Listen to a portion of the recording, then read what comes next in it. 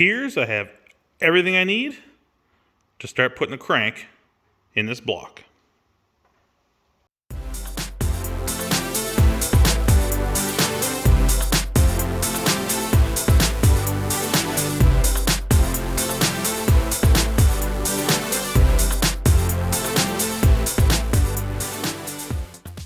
Welcome back to the video, everyone, and welcome back to the channel. So today we are going to put this crank in the block here for the last time. This will be permanent. So I've kind of gathered everything I need, got everything kind of ready and with hands reach, just so I'm not scrambling, trying to figure out where to get things. Got the sockets and wrenches, torque wrench, everything I need, and a little bit of a refreshment just to keep me going. But yeah, it is time. So as you saw in the last video, I completely cleaned this block. Now I've just finished going over it one more time because it has been sitting for a few days, even though it was wrapped up. So I just gave it a quick little rub, blow down on top, blew out through all the holes, make sure everything is as clean as possible. Now right before we're setting in the bearings and stuff, we'll go through with some lint-free towels and a little bit of brake clean. Just that one last little bit of measure just to make sure that everything is good. Crank, other than the surfaces being cleaned up and oiled, I've kind of left this right here to the end because this whole thing is going to be blasted down with some brake clean, really cleaned up good. I'll go through all the journal oil holes and stuff as well too, make sure everything's clean, and also the lobes. And the reason why I've left this to the end, because I am going to clean this off like to bare steel, so there's no lubricant or oil at all on it at all. We'll set it in using our we'll use assembly lube to place on all the bearings and stuff, and then once it's in, I'll give it a quick coat of WD-40 or probably Cat's As, and make everything nice and oily so we don't get any surface rust in there. There we go. Crank is perfectly clean and ready to go. It's been degreased, old holes have been reamed out and cleaned out, blasted with the brake clean, and then I used the air compressor line there and a little jet to make sure everything was clean out of the holes, out of the weighting holes too, where they balanced it out, and this thing is ready to go. Now, just like when you saw when I did the test fit of this crank, we were checking for its clearance and tolerances. My next step is to put in the lower, or actually it's the upper, because the engine's upside down. We'll put in the upper bearing, and it'll be just like last time. Got new lint-free towels, so I'll be using some brake clean to clean all these surfaces, and also to clean all the surfaces of the back of the bearings as well too, and we'll make sure everything is perfect so we get a nice tight fit in the bottom. Now another thing I'll show you is this the first two halves of this rear main seal. Just test fitting here to make sure everything's going to work okay. So this is the cast cap on the back. The bolts go closest to the outside towards the transmission side. You'll see I got the seal in here, and it's offset just a bit by about 1/4 inch, opposite on each side, just so the seal lip doesn't end right with the block castings. Now another thing to be careful of is making sure you get the right side of the seal facing forward to the engine. See the little groove in there? It's kind of hard to see, but it leaves like a little gap and a taper. Well, that little taper goes to the front of the engine. You want the big part, the big lip of the seal to the front. So now that I got them offset here, just kind of slide this in gently, make sure everything lines up, and in it goes. So the seal is actually 1/4 inch below one side and 1/4 inch above the other. Now you're going to have this little gap left. That is your crushing gap. When you tighten this down and torque down this cap for the seal to stick in there. So now that we got that in, we pull this apart gently so it doesn't fall out. And then we know we get the seal right where it needs to be. All right, so I got a good layer of lube on my main bearings. And see if we can see this here. This is the lube that is using. It's more like snot. It's really, really sticky. It is a petroleum-based product, but it is specially made to stick to these surfaces. One, for the initial startup, because we want to make sure there's no dry starts. But also in my case, where this engine is going to be left sitting for quite a while, it's not going to be in the block, I want to make sure that this lubricant stays stuck to the surface. So with those caps on, it's time to put the bolts, all the cap bolts in, and we're just going to lube it up a little bit here. So what I'm doing, I just got this little oil can here, this little pumper, and I'm putting oil all around the top here where the heads of those bolts are going to turn when I'm torquing it down.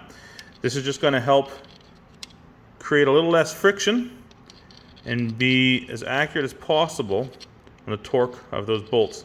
Now I'll also be putting a little bit of oil on the threads, just a little dab when I drop them in, just to give it that little bit more lubrication. All right, next step. Put a little Ultra Blue sealant on here to seal the cap to the cast block. And then I put just a little bit on the tip of that seal and also on that one, so it can kind of mate up in there and hope that it creates a good seal and doesn't leak. So I'm just going to set this in, just snug the bolts up loosely, because then I got to try to put a little sealant on these two silicone strips. They do have a hardened plastic core, and try to get them to slide down in these grooves alongside the cast block. There we go, got those in. Those things were a bugger to get in there.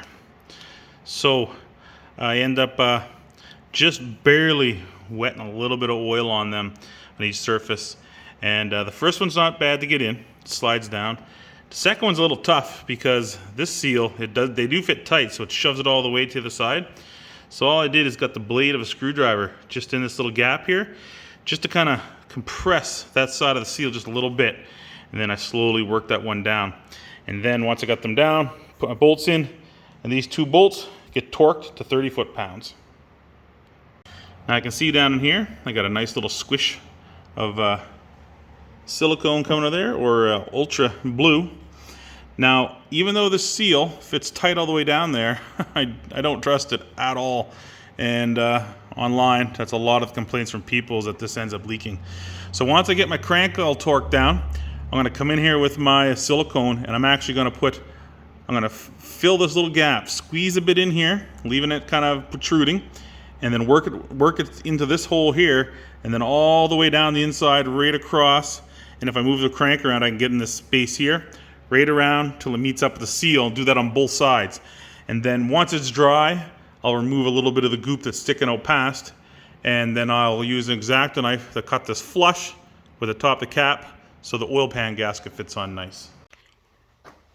So here we are with the finished product. Now, I almost did something dumb. I ended up torquing down this rear cap, and when I went and grabbed my socket to torque the caps down, you can't get in on it. I never even noticed that caps have to be torqued first before you torque that back plate.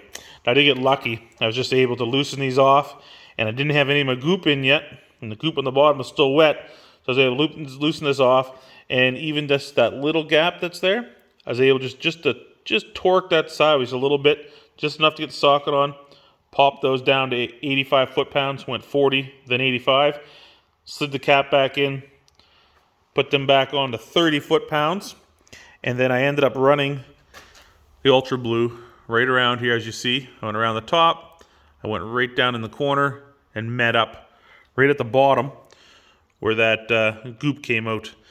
Now once this is clean, like I said, I'll use a razor knife, cut it off smooth, clean off the ends, and it'll be done. But that crank is in. Now, to get it moving, takes quite a twist. But once she's turning, it is smooth like butter, like so smooth. And it's consistent the whole way around. There's no, a soft or a hard spot, then it goes soft. Then you find a hard spot and soft. So there's no issue with a bent crank here, I don't think. Everything is good. The one thing is, though, I should get a torque wrench on this because it does take a good twist, but I don't think it's over spec. Because according to the Mopar book, there should be no more than 5 foot-pounds of force used to turn this crank bare. It should move that easy. Now 5 foot-pounds is really easy, especially when it's on a smooth bearing. It turns quite easy. And my big torque wrench, of course, is no good, but I do have an inch-pound.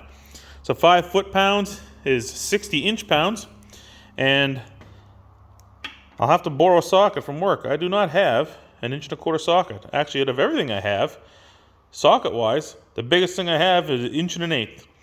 So I will borrow an 1.25" socket, put her to 60 inch-pounds, and we'll give her a turn just to make sure that everything moves smoothly. Because once we get to the point of putting our pistons in, they say the same thing. For every piston, it's going to add 5 pounds of force max to it. So the way it sits now, it's 5 pounds. I put 1 piston and connecting rod in, should take no more than 10 pounds. Then of course the next one, no more than 15, no more than 20, and so on and so forth. If I do go over that, then I'm running into a risk that something's too tight. So at this point, we know the crank is moving good. Well, we hope it's moving good when I check it. Then as we go through the pistons, it'll carry on from there. But anyway, that is the end of this video. All I got really left to do is going to throw in some plugs here for my oil galleys, which I have some high heat thread sealant here, which is good for 500 degrees, which would be perfect for this engine. I got 1 plug that'll go in, that's going to be the water jacket, and the one that'll be left out, I'm going to leave the one out for the fuel pump on this side where the rod drops through. I'll just put it in finger tight so I don't lose it, and that'll be it. So anyway, as always, thanks for watching. Thanks for subscribing. If it's your first chance seeing this channel, or your first time seeing the channel, thumbs up is greatly appreciated. Love to have you join along. We'll catch you guys again later.